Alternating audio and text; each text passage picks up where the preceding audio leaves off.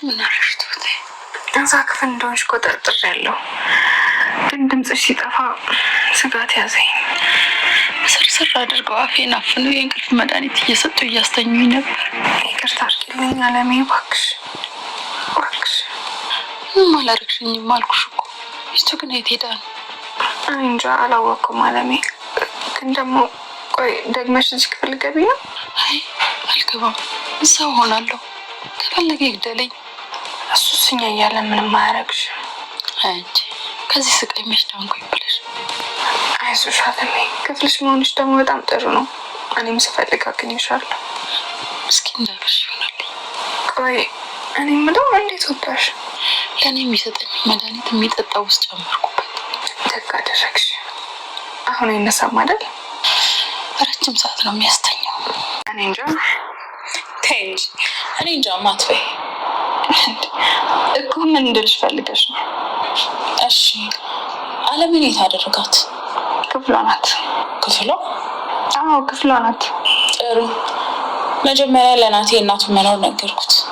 ጥሩ አደረግሽ። እና ከዛ የት አደርሽ? የት ይመስልሻል? እስኪ ገምች። እኔ እንጃ። እንዴት ልገምት እችላለሁ? ከናቲ ጋር ጥሩ ጊዜ አሳልፈን እንደ ወጣት ተዝናናው አደርኩ።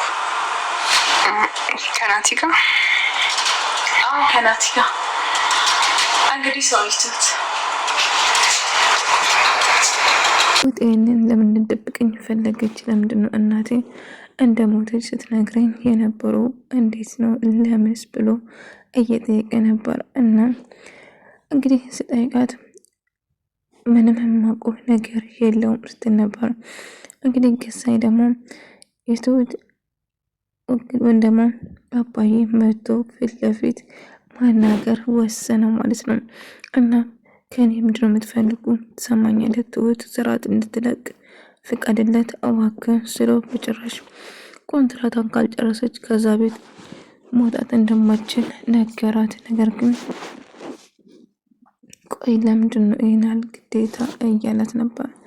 እንግዲህ ስገባ ፈርማ የገባችው እኮ ነው እያለ እንግዲህ እናቱ በህይወት እንዳለችና ትሁት ልጅ እንዳለችው አስረግጠው ነገረችው ማለት ነው። እናም በጭራሽ ይህንን ማመን አልችልም፣ ግን እንዴት ትሁት እንዴት እኔ ልደብቀኝ ቻለች እያለ ናቲ እጅግ በጣም ስናድርና ሲበሳጭ ነበር። እንግዲህ የተፈጠረው ይሄ ነው። ልጅ አላት እናትን በህይወት አለች ስል ከዛኝ ትሁት ጋር በጣም እየተጨነቀ ነበር። ቤቲ ወጣ ስላልተመለሰች ወይም ደግሞ በጣም ስላመሸች ተመስገን ወይኔ ገዛኝ ምን ማድረግ እችላለሁ እያለ እጅግ በጣም ስናድር ነበር። አለም እንግዲህ የነሱ መኝታ ቤት ውስጥ ነበር የተዘጋጀው። ከዛ ምን የሚጠጣምበት መድኃኒት ውስጥ የእንቅልፍ መድኃኒቱ ተጨመረና ራሱን እንዲስት ወይ እንዲተኛ ታደርገዋለች ማለት ነው። እና ያደረገችው ነገር በተደጋጋሚ ለሷ አሰጣት የነበረው መድኃኒቱን የሚጠጣ መጠጡ ላይ ትጨምርበታለች ማለት ነው። ነገር ግን እሱም ስመጣ ቤቲ ጋር በተደጋጋሚ ስልክ ስደውል ነበር። ነገር ግን ቤቲ ስልክ አታነሳለትም።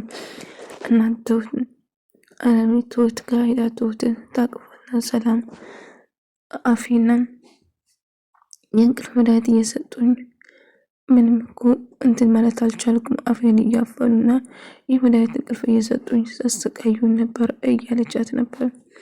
አለምዬ ምን እንደምልሽ አላቅም፣ እባክሽን ይቅርታ አድርግልኝ እያለችው ነበር። አንቺ ምን አጠፋሽ ትሁቴ? አንቺ እኮ ምንም ያጠፋሽው ነገር የለም እያለቻት ነበር። ልረዳሽ ያለመቻሌ በጣም ይቅርታ አድርግልኝ እያለቻት ነበር። እና አሁን እንዴት መጣች ስላት ለእኔ የሰጠሁት እንቅልፍ መድኃኒት ላይ መጠጡ ላይ ጨምሬ ነው የመጣው ስትላት ደገረግሹ እና አሁን አይነሳም ማለት ነው ስትለው አዎ አይነሳም እያለችው ነበር። እና በጣም ስላየቻት ደስ ብሏት ነበር። እና ትሁት አንቺ ምንም ያጠፋሽው ነገር እኮ የለም፣ አንቺ ምንም አላደረግሽም እያለቻት ነበር። ግን ያለ አንቺን ለመርዳት ያለመቻሌ በጣም ጸጽቶኛል፣ ምን ማድረግ እችላለሁ? በልጄ መጡብኝ እያለች ነበር። መንጋቱ አይቀርም ነጋ። ቤቴ ወደ ቤት ተመለሰች። ከዛች የትለች እንዴት ነው ትውልድ ስትላት ደህና ነው ገዛኝ በጣም ተናደደ ስትል አይ አላውቀውም እያለችው ነበር። እና ሴትዮ የት ነች ስትለው መኝታ እዛ ክፍል እንደገባችን ትነግራታለች። ለናታን እናቱ በሕይወት እንዳለ መጀመሪያ ነገርኩት አለች። እናቱ ልጅ እንዳለችው ጭምር ስትነግራት እና ታዲያ የስትላት የት እንዳደረችው ነበረ አስቀድማ የጠየቀቻት።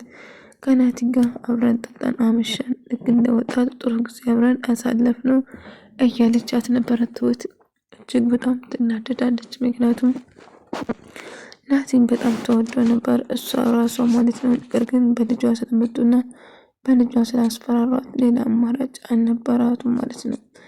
ልክ እንደዛ ትሁት አባዬ ጋር ትገናኛና እያለቀሰች ለአባዬ እየነገረችው ነበር። አባዬ ከባድ ችግር ውስጥ እንዳለችው እንደው በልጄ መጥቶብኝ እያስፈራሯት እንደሆነም ጭምር እየነገረችው ነበር። ትሁቴ ተረጋጊ፣ ምንም አይፈጠርም እያለችው ነበር። ነገር ግን እና በጣም ትናደዳለች ማለት ነው። እያለች መጮህ ጀመረች። ቆይ የት ነበር ያደርሽው? የት ነበር እንደዚህ ባለትዳር መሆንሽን ረሳሽው እንደ እያለ ገዛኝ እየተቆጣትና እየጨዋባት ነበር። እና ነፃነት የስጠኝ ትሆኝ ወጣት እኮ ነኝ። ምን ነው አሁን እንደ ወጣት መሆንሽን አስታወሽው? ስታገቡኝ እኮ ብዙ ነገር ገንዘቤን አንቺ ላይ አፈስሻለሁ። ስለዚህ ብሎ ምን ልታረቅለት በር ዘግቶ ቤት ውስጥ ያስቀምጣታል ማለት እስረኛ ትሆናለች እሷ ማለት ነው። ከዛኝ እባክህ ልቀቀኝ፣ ሚሊዮን ኩሉ አብዳን እንዲ ልቀቀኝ እያለችው ነበር።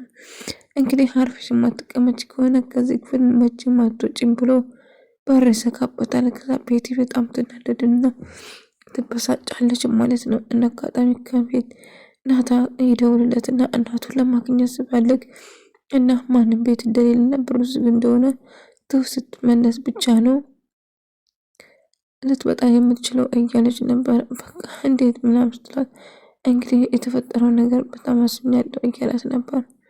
እንግዲህ ሰክሮ ስለነበረ አብሮና አድሮ ስለነበረ ለአንተ ምንም መስሎት አይታይም፣ ለእኔ ግን ልዩ ምሽት ነበር እያለችው ነበረ። አባዬ ትሁት ማድረግ ያለባት ቅድመ መስጠት ያለባት ለእሷና ለልጇ ብቻ እንደሆነ እየነገራት ነበር። እስትሽ የሚለኝ ከሆነ ሰውዬንም እኔም አናግረዋለሁ፣ ነገር ግን ሰውዬ እጅግ በጣም አደገኛና መጥፎ ሰው እንደሆነ እየነገረችው ነበረ ትሁት ማለት ነው። እና አባዬ ይህንን እንዴት አድርጌ እንደምገላገለው አላቅም፣ በጣም ከባድ ሰው ነው አባዬ እያለችው ነበረ ትሁት። በጭራሽ መፍራት የለብሽም፣ እስቲ እንግዲህ እንደ ሰው የምሰማኝ ከሆነ ላናግረው ሞክራለሁ ብሎ እንግዲህ አባዬ ገዛኝ ለማናገር ወደ ቢሮ ሲሄድ ገዛኝ ግን ለማናገርም ፈቃደኛ አልነበረም። ምን ፈልገህ ነው እዚህ እየመጣ አትመላለስና አታስቸግረኝ፣ ትሁት ኮንትራቷን ካልጨረሰች በስተቀር ከዚህ ቤት መውጣት እንደማችን አስረግጦ ይነግራል ማለት ነው። እና አስፈላጊ ከሆነ አንተም ሆነ ማንም ሰው እንደምጎዳ ማወቅ አለባችሁ እያለ ማዛት ይጀምራል። ስለምን እንደምታወራው አላውቅም፣ ነገር ግን ትሁት አንዳንዴ ራስ ወዳድ መሆን የለብንም፣ እንደ ትልቅ ሰው ማሰብና ማስተዋል እኮ ይኖርብናል እያሉ ነበር። እናም ትሁት ስትገባ ኮንትራቱ ፈርማ የገባችው፣ ስለዚህ ምንም ብትፈጠር ከዚህ እንደማትሄድ ትነግረዋለች ማለት ነው። ይነግረውና ከዛ አባዬ ወደ ቤት ይመለሳል። ናት እንግዲህ ወደ ቤት ተመልሶ ትሁትን እያናገራት ነበር። ለምን እንደዋሸችና እንደውም ልጅ እንዳለችም ጭምር። አዎ ልጅ አለኝ፣ ታዲያ ለምንድነው የነገርሽኝ? መናገር አልነበረብኝም ብላ ትቆጣለች። ትሁት አዎ እንኳን ደስ አለ። ምን እንደዛ ነው? እኔ ትሁት እንጀራ አባት ከምትሆን ከአባት ሚስት ጋር መተኛት ነበረበት ስትለው ትናደድና ትናገራለች። ትሁት የምትናገርን እያሰብሽ እያላት ነበር። ትሁት አባዬን በድጋሚ ለማግኘት ትወስንና አባዬ ሄዶ እንዳናገረውና ለሰው አለንቀት እንደው ምንም ጻሚ የሚባል ነገር እንደሌለ ሰውዬ እጅግ በጣም አደገኛ እንደሆነም ጭምር አባዬ ለእኔ ብለህ ችግር ውስጥ እንድገባ እኮ አልፈልግም ስትል አይ በጭራሽ ችግር ውስጥ አልገባም ልጄ፣ ግን ራስሽን ጠብቂ፣ በጭራሽ መጥፎ ነገር እንዳይፈጠረብሽ መጠንቀቅ አለብሽ እያላት ነበር። ከዛ አባዬ እውነት ምን እንደማደርግ አላውቅም፣ ግራ ገብቶኛል እያለች ማልቀስ ትጀምራለች።